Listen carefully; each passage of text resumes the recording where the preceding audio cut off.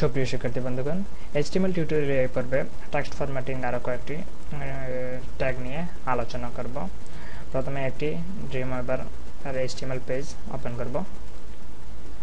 তো এখন এটাকে সেভ করে নেব, ফাইল থেকে সেভ। আমার HTML লেসন নামক ফোল্ডারের ভিতরে আমি পেজটিকে সেভ করতে ফরম্যাটিং 3 নামে সেভ করব। আমি সেভ করলাম। এখন আমরা সাধারণত বিভিন্ন সময় ওয়েবসাইটে দেখে থাকি লেখাগুলো কোনো সময় আমাদের স্ক্রলিং করাতে হয়, সেক্ষেত্রে আমরা মার্ক নামক ট্যাগটি ইউজ করতে পারি। স্ক্রলিং টেক্সট স্টাইল, এই এলিমেন্টটির জন্য আমাদের যে কন্টেন্টটি প্রদর্শিত হবে সেটি লেখাটাকে স্ক্রলিং করবে। যে আমরা সাধারণত নিউজ স্ক্রলিং করাতে চাই, তখন সেটাকে আমরা এই এলিমেন্ট ইউজ করব, মার্ক এলিমেন্ট। তারপরে আমরা আরেকটি এলিমেন্ট দেখব এখন, ব্ল্যাঙ্ক নামক। ব্ল্যাঙ্ক সেটা আমাদের লেখাটাকে কন্টেন্টটাকে আপনার জ্বলানি বা মতো প্রদর্শিত হবে। ব্ল্যাঙ্কে সেটি ড্রিমওয়েভারে এই ট্যাগটি নাই, তারপরে আমাদের ব্রাউজারে এটি সমর্থন করবে আশা করা যায়। দেখি বিডি নিউজ লেখাটা আর কি জ্বলানিবার মতো প্রদর্শিত হচ্ছে। আমরা সাধারণত কোনো হেডিং যদি দিতে চাই তখন এই ট্যাগটি ইউজ করতে পারি। এখন দেখব আমরা প্রি ফরম্যাটেড টেক্সট কিভাবে লিখতে হয়। আমরা জানি যে HTML এর সাধারণত হোয়াইট স্পেসগুলা সে কাউন্ট করে না। যেমন আমি এখানে সরাই লিখলাম দিস ইজ প্যারাগ্রাফ ফরম্যাট, ধরেন এটা নিচে নামাই দিলাম দিস ইজ। এই লেখা আমি যতই এখানে স্পেস দেই না কেন, ব্রাউজার সে ঠিকই হোয়াইট স্পেসগুলা কাউন্ট না করে আমাদেরকে প্রদর্শিত করবে। একটা এখানে পরে একটা স্পেস নেবে দিস ইজ, এরপরে একটা স্পেস নিয়ে প্যারাগ্রাফ ইজ ফরম্যাট, আর একটা স্পেস নিয়ে সে আমার লেখাটিকে প্রদর্শন করবে দিস ইজ প্যারাগ্রাফ ফরম্যাট। এবং আমি তখন সে হোয়াইট স্পেসগুলো নেয় না ব্রাউজার। যদি আমি লেখাটাকে এই সেম ওয়েতে লিখতে চাই, যে এখানে স্পেস থাকবে, ফরম্যাটটা নিচে থাকবে, তাহলে আমরা একটা HTML ট্যাগ ইউজ করবো, সেটাকে প্রি নামক ট্যাগ, সেটা প্রি ফরম্যাটেড টেক্সট নামে পরিচিত। প্রি, আমি সেটাকে নিচেই প্রি সেভ দিয়ে দেখি। এখন আমাদের লেখাটা যেরকম লেখছিলাম ঠিক সেভাবেই প্রদর্শিত হয়েছে, this is paragraph format. Pre নামক এই ট্যাগটির কারণে আমাদের লেখাটা, আমরা যে এগুলো সাধারণত আমরা কম্পিউটার প্রোগ্রামিংয়ের কোনো কোড টোড যদি আমাদের ওয়েব পেজে লিখতে চাই, তখন আমরা সেই প্রি নামক ট্যাগটি ইউজ করে থাকি।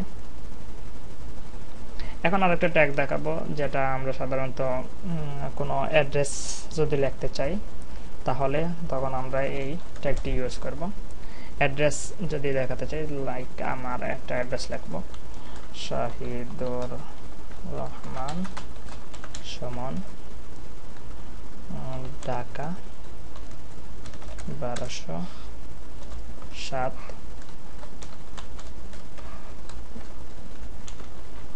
বাংলাদেশ।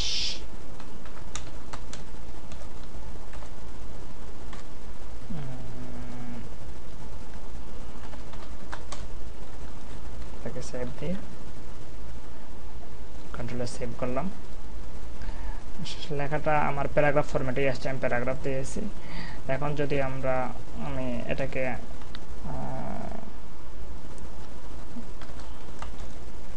দিয়ে দিলাম কন্ট্যাক্ট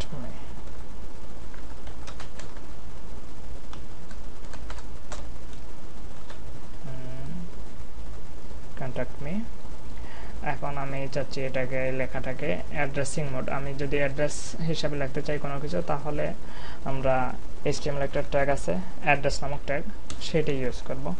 তাহলে বোঝা যাবে যে আমি আমার এখানে আমার অ্যাড্রেসটা লিখেছি, কন্ট্যাক্ট অ্যাড্রেসটা আমি সেভ দিলাম। এখন দেখি আউটপুটটা কি আসে, আর কি একটু বাঁকা হয় স্টাইলটা আসছে যে এটা কন্ট্যাক্ট অ্যাড্রেস। যদি আমরা কোনো কন্ট্যাক্ট অ্যাড্রেস দিতে চাই তাহলে এই ফরম্যাটে লিখতে পারি। আবার এখন আরেকটা ট্যাগ দেখাবো যেটা আমরা সাধারণত লেখাগুলোকে সেন্টারে যদি নিয়ে যেতে চাই, এটা ডিফল্ট দেখা যাচ্ছে যে ব্রাউজারে ডিফল্ট লেফট অ্যালাইন হয়ে লেখাটা প্রদর্শিত হয়েছে। আমরা চাইলে সেটাকে সেন্টার নামক ট্যাগ দিয়ে অ্যালাইনমেন্ট করতে পারি। সেন্টার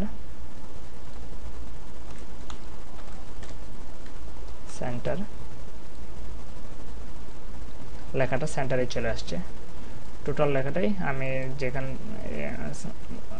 চাচ্ছি যে সেন্টারে চলে আসুক, তাই সেটা সেন্টারে চলে আসছে। এখন আপনাদেরকে আর একটা ট্যাগের সাথে পরিচিত করাবো, সেটা ব্লক কোটেশন। আমরা সাধারণত কোনো লেখাকে যদি আমরা কোটেশন আকারে দেখাতে চাই আর কি কোনো লেখাকে, তখন আমরা ব্লক কোট নামক একটা ট্যাগ ইউজ করব, সেটা আমাদের লেখাটাকে কোটেশন করবে।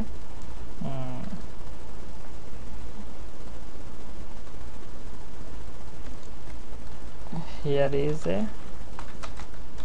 the long quotation.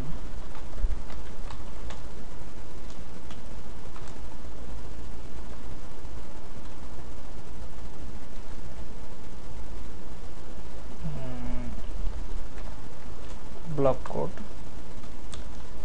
দিলাম। আমি একটা লেখা কপি করে নিয়ে আসব, ধরেন আমি এই লেখাটাকে কপি করে নিয়ে আসব,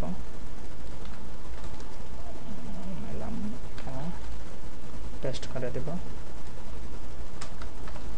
ব্লক কোটেশন, আমি এই লেখাটুকুকে আমি কোটেশনের ভিতরে রাখতে চাচ্ছি, সেক্ষেত্রে আমি ব্লক কোটটা একটা ইউজ করলাম, সেভ।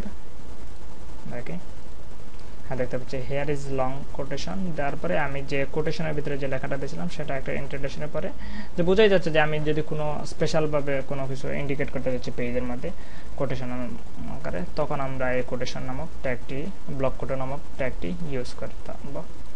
এছাড়া আরেকটি ট্যাগ এখন আপনাদেরকে দেখাবো, সেটা হলো যে আমরা লাইনের ভিতরে কোনো কোটেশন দিতে চাচ্ছি, তখন আমরা এই কিউ নামক ট্যাগটি ইউজ করব।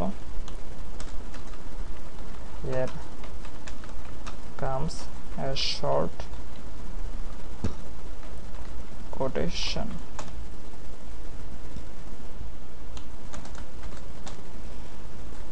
এই কিউ ট্যাগের ভিতরে আমরা যে লেখাটা দেব সেটা একটা সিঙ্গেল কোটেশন, শর্ট কোটেশন হিসেবে দেখাবে। দিস ইজ এ শর্ট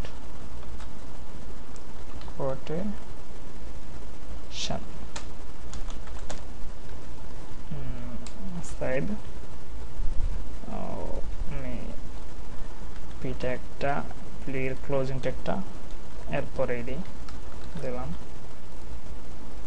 দেখে here comes a short quotation, তারপরে আমরা কিউ নামক ট্যাগটা ইউজ করেছিলাম, এই লেখাটাকে সে কোটেশনের ভিতরে ঢুকিয়েছে। এই কিউ নামক ট্যাগের জন্য এই কোটেশনটা এখানে তৈরি হয়েছে।